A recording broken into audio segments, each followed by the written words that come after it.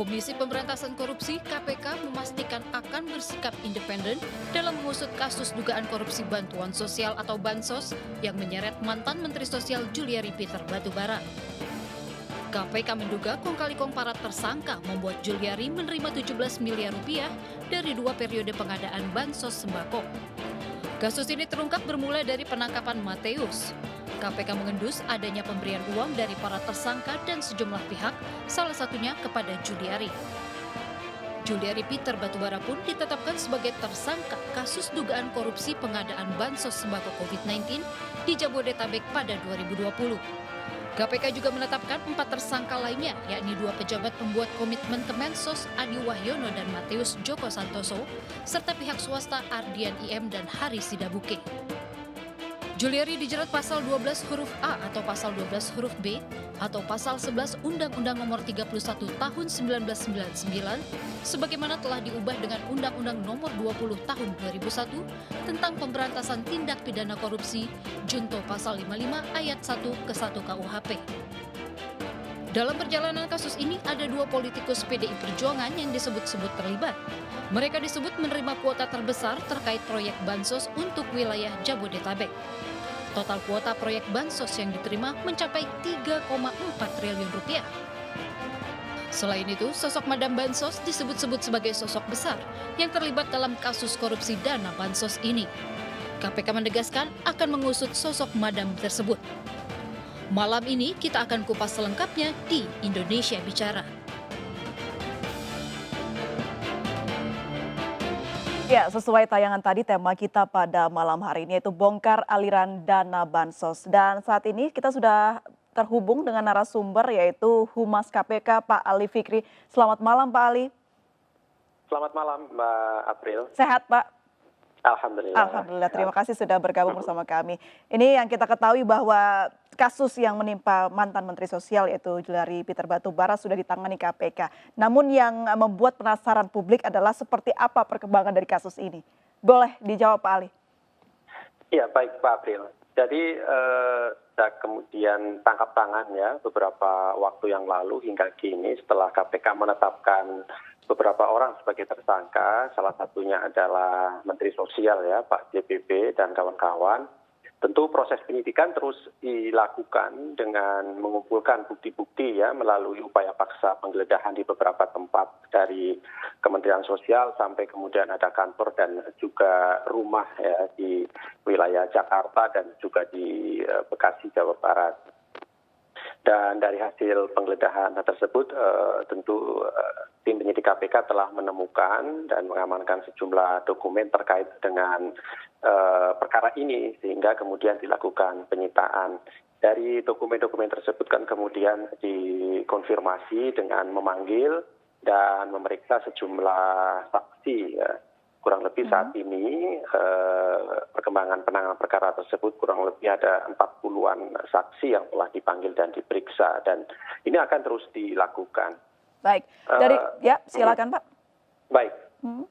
Namun demikian tentu yang perlu kami sampaikan pada kesempatan ini terkait dengan materi dari pemeriksaan ya setiap saksi yang kami panggil dan periksa tidak bisa kami sampaikan secara detail begitu ya karena tentu sekalipun pada prinsipnya KPK dipastikan akan terbuka di dalam proses penanganan perkara, tapi kalau kemudian itu adalah bagian dari strategi penanganan perkara, tentu adalah informasi yang dikecualikan sehingga kami tidak bisa menyampaikannya saat ini. Nanti pada waktunya, gitu ya, Mbak April, di proses persidangan tindak pidana korupsi tentu akan dibuka secara luas, secara umum, masyarakat bisa langsung mengikuti setiap pembuktian, kemudian setiap keterangan dari para saksi-saksi, alat bukti yang akan dihadirkan oleh penuntut umum KPK. Termasuk kabar-kabar yang beredar di luaran begitu ya Pak Ali ya mengenai adanya oknum-oknum yang terlibat. Iya, Mbak April. Kami membaca di beberapa media ya, misalnya kemudian di Ikutan Tempo atau kemudian di majalah Tempo juga disebutkan beberapa informasi terkait dengan penanganan perkara ini oleh KPK. Tentu semua informasi baik dari masyarakat dan juga dari media yang saya sebutkan tadi adalah bagian informasi penting bagi KPK yang akan dikonfirmasi kepada setiap saksi yang dipanggil dan diperiksa oleh tim penyidik KPK. Baik, Karena, ada 40 saksi yang sudah diperiksa dan juga banyak alat bukti yang sudah didapatkan. Bocoran sedikit dong Pak, apakah betul ada orang partai politik yang terlibat dan juga ada hembusan kabar madam itu siapa Pak? Iya, itu bagian informasi penting bagi KPK, Mbak April, yang tentu akan dikonfirmasi kebenarannya kepada para saksi yang akan dipanggil dan diperiksa. Setiap pemeriksaan para saksi dikonfirmasi ya. Tapi sekali lagi ya, bahwa apakah kemudian itu ada, kemudian bahwa itu benar ya. Sekali lagi saat itu sudah masuk materi ke proses penyidikan, Mbak April. Jadi belum bisa kami sampaikan saat ini. Baik, berarti kita menunggu persidangannya saja begitu ya Pak ya? Iya. Kapan kira-kira persidangannya akan digelar Pak? Ya, untuk persidangan ya Mbak April, ini kan ada batas waktu penanganan perkara ya. Khusus untuk pemberi, ini kurang lebih nanti di awal bulan depan ya, Februari itu sudah mulai masuk ke tahap prapenuntutan dan penuntutan, sehingga nanti 20 hari kerja setelah itu, jadi kurang lebih di pertengahan atau di akhir Februari, itu sudah mulai masuk ke proses persidangan, khususnya untuk pemberi ya, dugaan pemberi para tersangka suap ini gitu. Jadi, kalau penerima itu masih panjang waktunya sehingga nanti saksi-saksi masih ada banyak kesempatan untuk dipanggil dan diperiksa begitu, Mbak. Baik, kalau kita boleh bicara faktanya, kalau tadi kan untuk menerka betul atau tidaknya kan belum boleh nih Pak. Kalau bicara faktanya, apakah dua politikus PDI Perjuangan Herman Heri dan Ihsan Yunus juga ikut diperiksa Pak? Sudah diperiksa mungkin?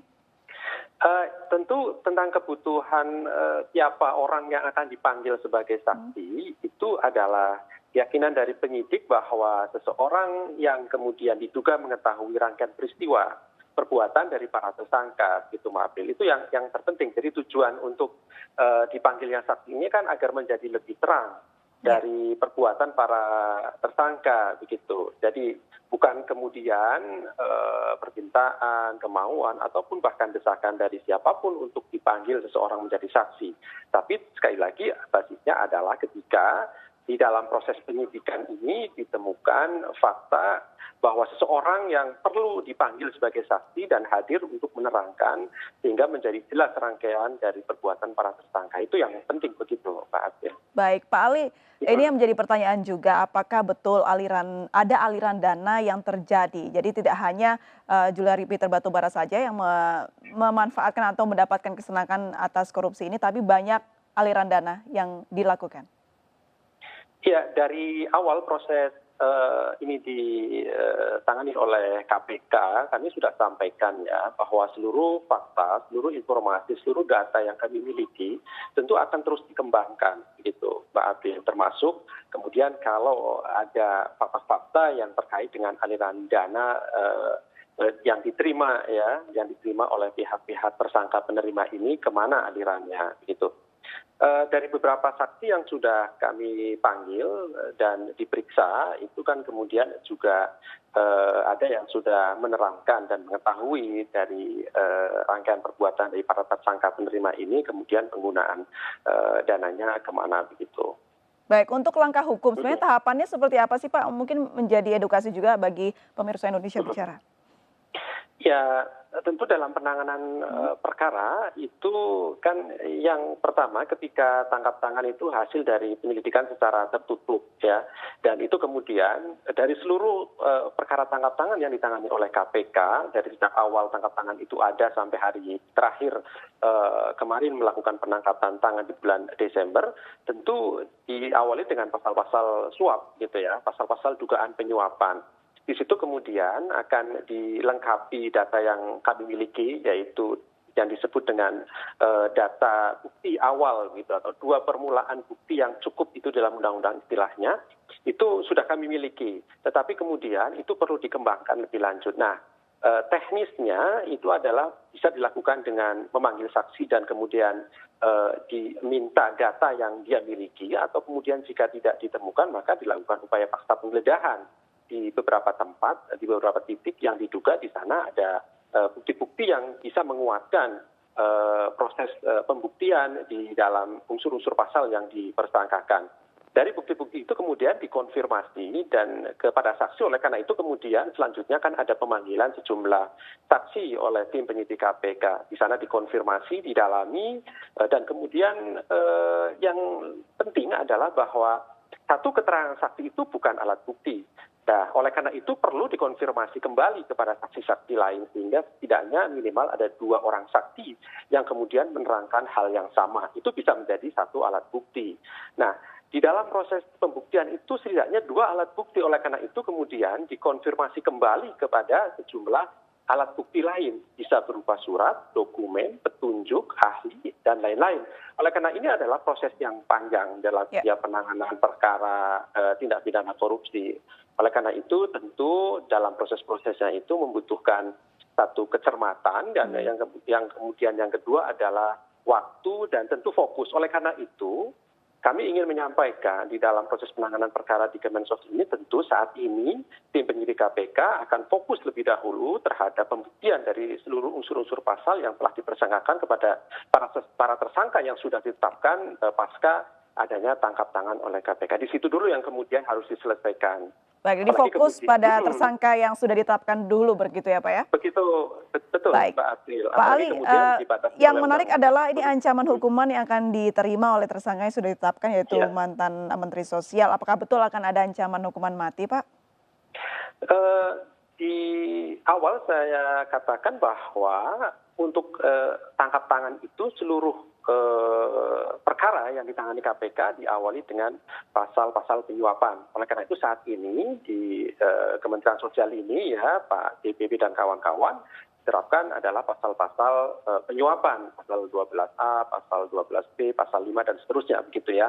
Ancaman hukumannya maksimal seumur hidup. Jadi tidak ada hukuman mati. Nah, hukuman mati itu secara normatif diatur di dalam ketentuan pasal 2 ayat 2 Undang-Undang Tipikor yang nanti di sana adalah berhubungan dengan dugaan kerugian keuangan negara.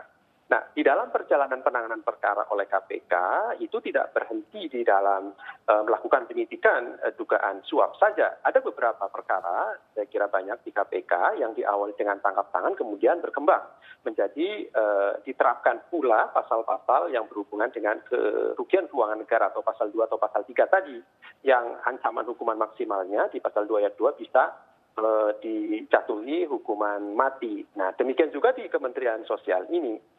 Dalam proses penyidikan yang sedang dilakukan ini, besar kemungkinan nanti fakta-fakta yang sudah dikumpulkan saat ini akan dikaji, didalami, dan bisa juga diterapkan pasal-pasal kerugian keuangan negara sepanjang kemudian 2 bukti permulaan yang cukup tadi terpenuhi begitu.